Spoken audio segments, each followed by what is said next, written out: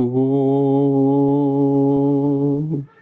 ബ്രഹ്മാനന്ദം പരമസുഖദം കേവലം ജ്ഞാനമൂർത്തിം ദ്വന്ദ്വാതീതം ഗഗനസദൃശം തത്വമസ്യാദിലക്ഷ്യം ഏകം നിത്യം വിമലമജലം സർവദീ സാക്ഷിഭൂതം ഭാവാതീതം ത്രിഗുണരഹിതം സദ്ഗുരും തം നമാമി. ഓം സദാശിവസമാരംഭാം ശങ്കരാചാര്യമധ്യമാം അസ്മദാചാര്യപര്യന്താം വന്ദേ ഗുരുപരമ്പരാം. ഓം അനന്തസംസാരസമുദ്രതാരാ നൗകായിതാഭ്യാം ഗുരുഭക്തിദാഭ്യാം വൈരാഗ്യസാമ്രാജ്യതപൂജനാഭ്യാം നമോ നമഃ ശ്രീ ഗുരുപാദുകാഭ്യാം. നമോ നമഃ ശ്രീ ഗുരുപാദുകാഭ്യാം. ഓം ശാന്തി ശാന്തി ശാന്തി. ഗുരുപാദങ്ങളിലും ആചാര്യപാദങ്ങളിലും എൻ്റെ വിനീത പ്രണാമം. ഗുരുദർശനം ബ്രഹ്മവിദ്യാ പഠന ഗ്രൂപ്പിൽ ഗുരുവിനെ അറിയാനും ഗുരുപദത്തിൽ ചരിക്കാനും നമ്മെ സഹായിക്കുകയും അതിനുവേണ്ടി അക്ഷീണം പ്രയത്നം ചെയ്യുകയും ചെയ്യുന്ന നമ്മുടെ പ്രിയ സാരഥി ശ്രീ സന്തോഷ് കുമാർ ശ്രീനന്ദനം അവർകൾ, പ്രിയ ആചാര്യൻ ശ്രീ വിശ്വപ്രകാശം എസ് വിജയാനന്ദ് അവർകൾ, പ്രിയ ഗുരുനാഥൻ ശ്രീ ചേന്നമംഗലം പ്രതാപൻ അവർകൾ, ആത്മജിജ്ഞാസുക്കളായ പ്രിയ പഠിതാക്കൾ എല്ലാവർക്കും എൻ്റെ വിനീത നമസ്കാരം. ഞാൻ രത്നാംബിക ശിവാനന്ദൻ. നാം ഇവിടെ ഈശാവാസ്യോപനിഷത്തിന്റെ 13ാം മന്ത്രത്തിന്റെ അർത്ഥവും ആ 13ാം മന്ത്രവും പഠിച്ച് കഴിഞ്ഞുവല്ലോ. ഇനി നാം പഠിക്കേണ്ടത് 14ാം മന്ത്രമാണ്. ഈ ഉപനിഷത്ത് മന്ത്രങ്ങളെല്ലാം ഇവയെല്ലാം തന്നെ മസ്തിഷ്ക ജ്ഞാനമാണ്. അതുകൊണ്ട് നാം ഇവ ആവർത്തിച്ച് പഠിക്കേണ്ടിയിരിക്കുന്നു. ആവർത്തിച്ച് കേൾക്കുമ്പോഴേ നമുക്കിതെല്ലാം പഠിക്കാൻ സാധിക്കുകയുള്ളൂ. 14ാം മന്ത്രം. ഓം സംഭൂതിം ച വിനാശം ച യസ്തദ്ദേദോഭയം സഹ വിനാശേന മൃത്യും തീർത്വാ സംഭൂത്യാമൃതമശ്നുതേ. ഭാഷ. വിനാശം കൊണ്ടു മൃതിയെ കടന്ന അമൃതമാംപദം സംഭൂതി കൊണ്ടു സംപ്രാപിക്കുന്നു രണ്ടുമറിഞ്ഞവർ. ഓം സംഭൂതിം ച വിനാശം ച യസ്തദ്ദേദോഭയം സഹ വിനാശേന മൃത്യും തീർത്വാ സംഭൂത്യാമൃതമശ്നുതേ.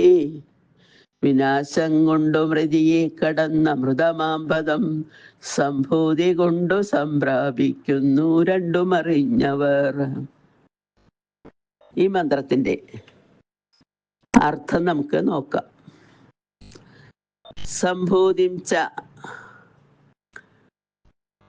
കാരണബ്രഹ്മത്തെ, സംഭൂതിം ച സംഭൂതി അത് ആന്ന് ബ്രാക്കറ്റിലിടുക. വിനാശം ച വിനാശത്തെ, കാര്യബ്രഹ്മത്തെ, ഉഭയം സഹ രണ്ടിനെയും, സഹ ഒന്നിച്ച്, യാതൊരുവൻ, വേദ അറിയുന്നുവോ, വിനാശേന കാര്യബ്രഹ്മത്തെ ഉപാസിക്കുന്നത് കൊണ്ട്, മൃത്യും മരണത്തെ, തീർത്വ അതിക്രമിച്ചിട്ട് അല്ലെങ്കിൽ കടന്നിട്ട്, അസംഭൂത്യം കാരണബ്രഹ്മത്താൽ, അമൃതത്തെ അശ്നുതേ പ്രാപിക്കുന്നു. ഒന്നുകൂടി അർത്ഥം പറയാം. സംഭൂതിം ആ ബ്രാക്കറ്റിൽ, സംഭൂതിം ച എന്ന് പറഞ്ഞാൽ കാരണബ്രഹ്മത്തെ, വിനാശം ച വിനാശത്തെ കാര്യബ്രഹ്മത്തെ, ഉഭയം രണ്ടിനെയും, സഹ ഒന്നിച്ച്, യാതൊരുവൻ, വേദ അറിയുന്നുവോ, വിനാശേന കാര്യബ്രഹ്മത്തെ ഉപാസിക്കുന്നത് കൊണ്ട്, മൃത്യും മരണത്തെ തീർത്വ അതിക്രമിച്ചിട്ട് അല്ലെങ്കിൽ കടന്നിട്ട്, അസംഭൂത്യാം കാരണബ്രഹ്മത്താൽ അമൃതം അമൃതത്തെ അശ്നുതേ പ്രാപിക്കുന്നു. ഓം സംഭൂതിം ച വിനാശം ച യസ്തദ്ദേതോ ഭയം സഹ വിനാശേന മൃത്യും തീർത്വാ സംഭൂത്യാം അമൃതമശ്നുതേ. ഭാഷ: വിനാശം കൊണ്ടു മൃതിയെ കടന്ന അമൃതമാം പദം സംഭൂതി കൊണ്ടു സംപ്രാപിക്കുന്നു രണ്ടുമറിഞ്ഞവർ. സംഭൂതിം ച സംഭൂതിയെയും വിനാശത്തെയും, തദ് ഉഭയം രണ്ടിനെയും, യ സ വേദ യാതൊരുവൻ ഒരുപോലെ അറിയുന്നുവോ, വിനാശേന മൃത്യും തീർത്വ അയാൾ വിനാശത്തെ അറിഞ്ഞ് മരണത്തെ അതിജീവിച്ച്, അസംഭൂത്യാം അമൃതമശ്നുതേ അസംഭൂതിയാൽ അമൃതത്വത്തെ പ്രാപിക്കുന്നു. സംഭൂതിയെയും വിനാശത്തെയും രണ്ടിനെയും യാതൊരുവൻ ഒരുപോലെ അറിയുന്നുവോ, അവൻ വിനാശത്തിന്റെ ഫലത്തെ തിരിച്ചറിഞ്ഞ് അതിലൂടെ മരണത്തെ അതിജീവിക്കുകയും അസംഭൂതിയെ ആരാധിച്ച് അതിലൂടെ അമരത്വത്തെ പ്രാപിക്കുകയും ചെയ്യുന്നു. അസംഭൂതി വിദ്യാരൂപവും സംഭൂതി അവിദ്യാരൂപവുമാകുന്നു. ഈ രണ്ടിൻ്റെയും ഭാവങ്ങളെ താജ്യഗ്രാഹ്യ ഭാവത്തോടെ അറിയുന്നവന് യുക്ത്യാധിഷ്ഠിതമായി നേർവഴി തിരഞ്ഞെടുക്കുവാൻ ബുദ്ധിമുട്ടുണ്ടാകുകയില്ല.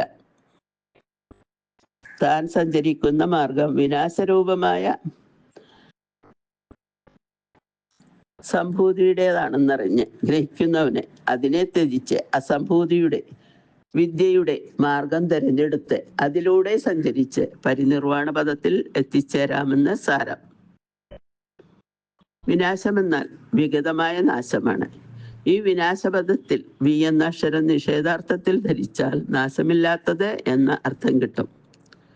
കാരണശരീരത്തിൽ നാശമില്ലാത്ത ജീവൻ തുടിക്കുകയാൽ അതാണ് അനശ്വരമെന്ന് ധരിച്ച് വിനാശത്തെ അനുസന്ധാനം ചെയ്യുന്നവരാണ് സംഭൂതിയെ ആരാധിക്കുന്നവർ എന്ന് മുൻ ശ്ലോകങ്ങളിൽ വ്യക്തമാക്കിയിട്ടുണ്ട്.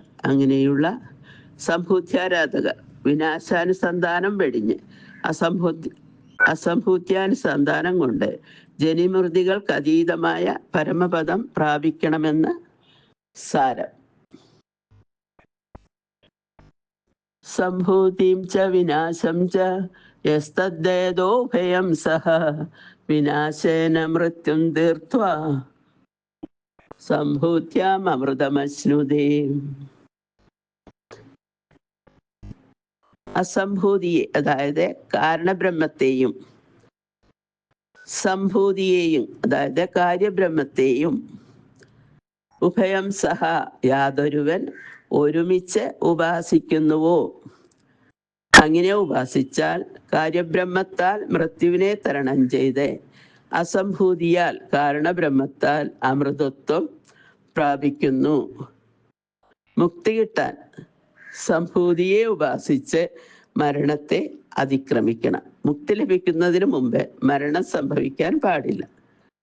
അപ്പോൾ അസംഭൂതിയെ വിനാശിയായ സംഭൂതിയെയും ഒരുമിച്ച് യാതൊരുവൻ ഉപാസിക്കുന്നുവോ ബ്രഹ്മത്താൽ അമരത്വമുണ്ടാവും. അസംഭൂതിയെയും വിനാശിയായ സംഭൂതിയെയും ഒരുമിച്ച് ഉപാസിക്കുന്നുവോ അവൻ വിനാശിയായ സംഭൂതി കൊണ്ട് മരണത്തെ ജയിച്ചിട്ട് അസംഭൂതി കൊണ്ട് അമൃതത്വത്തിലെത്തും. മരണത്തെ ജയിക്കുക എന്നാൽ മരിക്കാതിരിക്കുക. മോക്ഷം കിട്ടുന്നതുവരെ മരിക്കാൻ പാടില്ല. ശരീരമുണ്ടെങ്കിൽ മാത്രമേ മുക്തിപദത്തിലെത്താൻ പറ്റൂ. നമുക്ക് മോക്ഷം കിട്ടുന്നതുവരെ മരണം പാടില്ല. സംഭൂതിം ച വിനാശം ച യസ്തദ്ദേതോ ഭയം സഹ വിനാശേന മൃത്യും തീർത്വാ സംഭൂത്യാം അമൃതമശ്നുതേ. വിനാശം കൊണ്ടു മൃതിയെ കടന്ന അമൃതമാം പദം സംഭൂതി കൊണ്ടു സംപ്രാപിക്കുന്നു രണ്ടുമറിഞ്ഞവർ. സംഭൂതിയുടെ ഫലം വേറെ, അസംഭൂതിയുടെ ഫലം വേറെ എന്ന് പണ്ഡിതന്മാരായവർ, അതായത് പൂർവികരായവർ പറയുന്നത് നാം കേട്ടിട്ടുണ്ട്. സംഭൂതിയെയും കാര്യബ്രഹ്മത്തെയും അസംഭൂതിയെയും കാരണബ്രഹ്മത്തെയും ഒന്നിച്ചുപാസിച്ചാൽ കാര്യബ്രഹ്മത്താൽ, അതായത് സംഭൂതി കൊണ്ട് മൃത്യുവിനെ തരണം ചെയ്തിട്ട് അസംഭൂതി കൊണ്ട് കാരണബ്രഹ്മത്താൽ അമൃതത്വത്തിലെത്താമെന്ന് കാണുന്നു. ഈ മന്ത്രം ആരംഭിക്കുന്നത് സംഭൂതിയെയും വിനാശത്തെയും കുറിച്ചാണ്. വിനാശം എന്ന് പറയുന്നത് സംഭൂതിയാണ്. അതുകൊണ്ട് ആണ് ആ ബ്രാക്കറ്റിൽ ആരാണോ ഭയം സഹ ഒരുമിച്ച് ഉപാസിക്കുന്നത് സംഭൂതിയെയും അസംഭൂതിയെയും, അവർ വിനാശം കൊണ്ട് മൃത്യുവിനെ തരണം ചെയ്ത്. സംഭൂതി ദേവതാരാധന ഭൗതികതയാണ്. അതുകൊണ്ട് മൃത്യുവിനെ തരണം ചെയ്യണം. അന്നം കഴിച്ചെങ്കിലേ ജീവിക്കാൻ പറ്റൂ. അസംഭൂതിയെയും വിനാശമായ സംഭൂതിയെയും ഒരുമിച്ച് യാതൊരുവൻ ഉപാസിക്കുന്നുവോ അവൻ വിനാശമായ സംഭൂതി കൊണ്ട് മരണത്തെ അതിജീവിച്ചിട്ട് അസംഭൂതി കൊണ്ട് മോക്ഷം നേടും.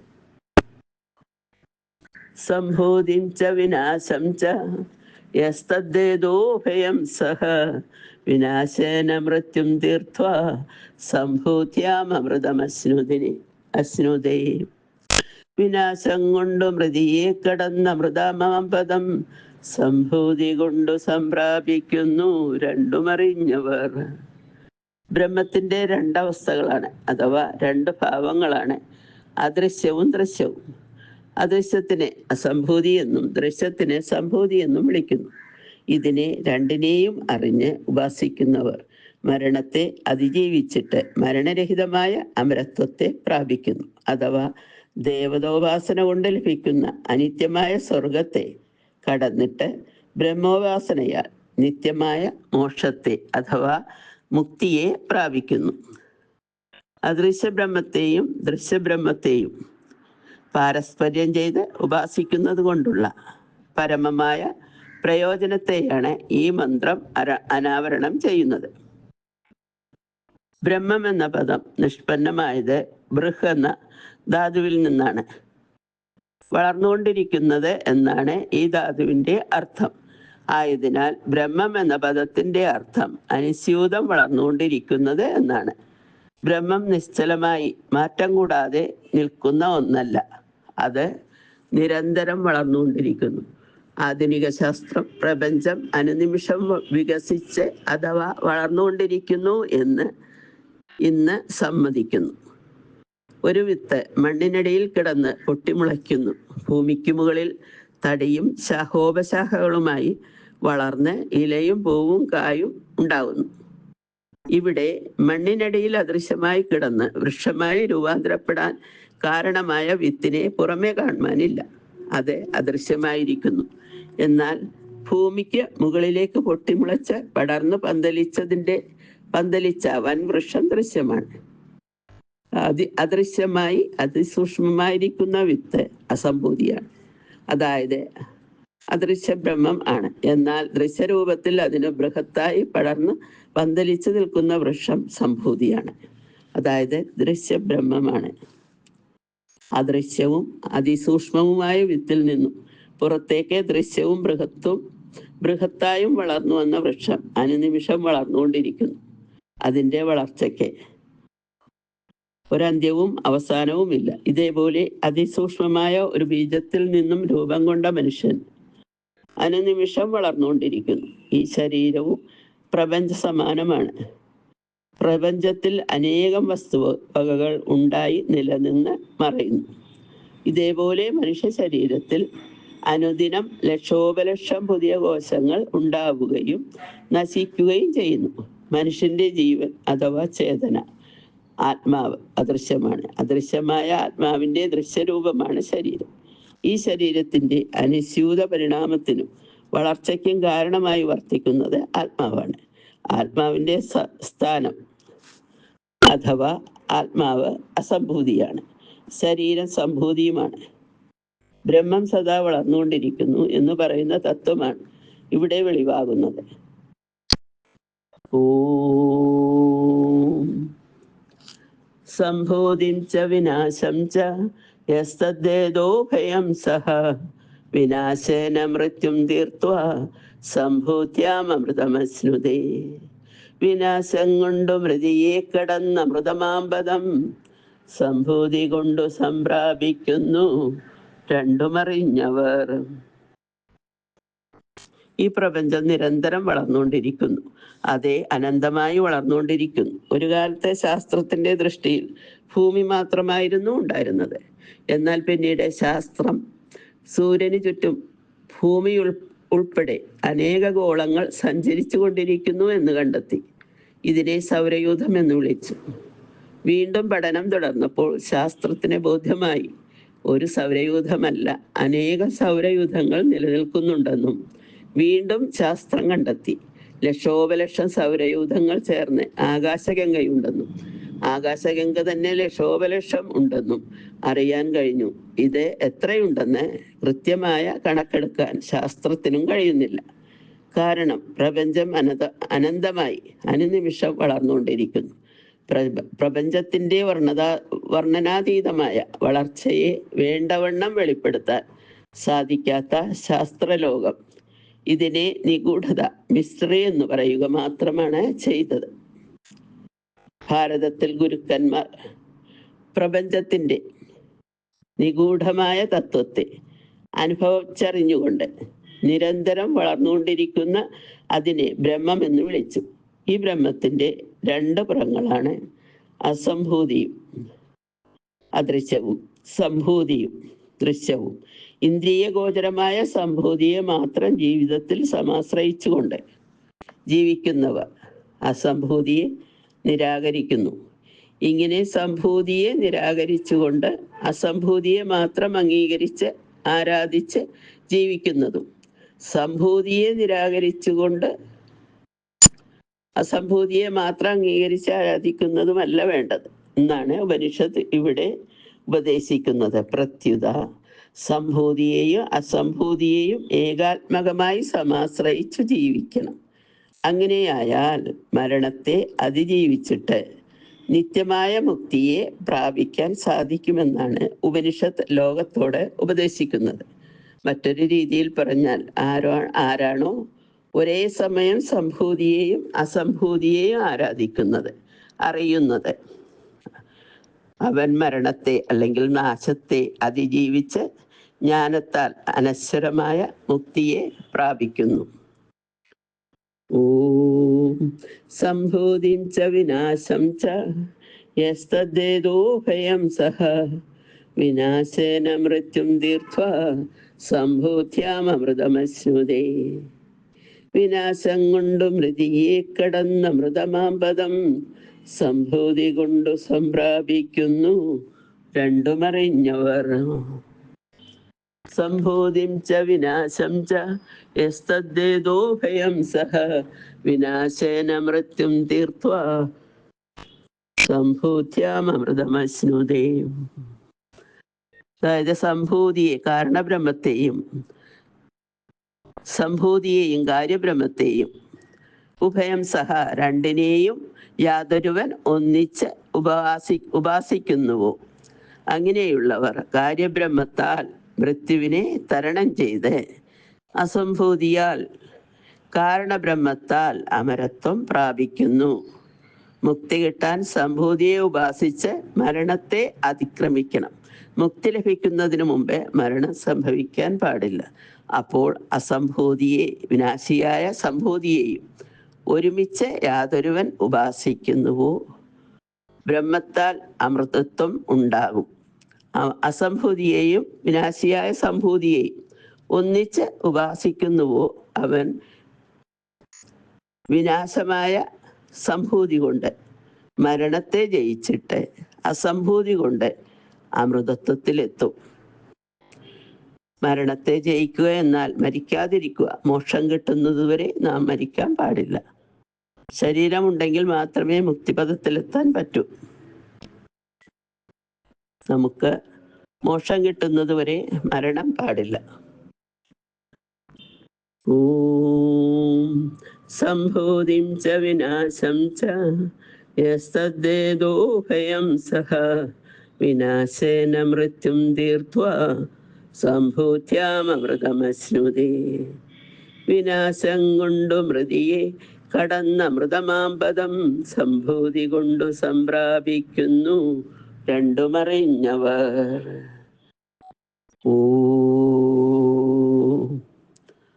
ഗുരുപാദങ്ങളിലും ആചാര്യപാദങ്ങളിലും എൻ്റെ വിനീത പ്രണാമം. എല്ലാവർക്കും ഗുരുകാരുണ്യം ആവോളം അനുഭവിക്കട്ടെ എന്ന് പ്രാർത്ഥിച്ചുകൊണ്ട് എൻ്റെ ഈ എളിയ വാക്കുകൾ ഭക്തിപൂർവ്വം ഗുരുപാദങ്ങളിൽ സമർപ്പിക്കുന്നു. ഗുരുവും തത്സത്ത്.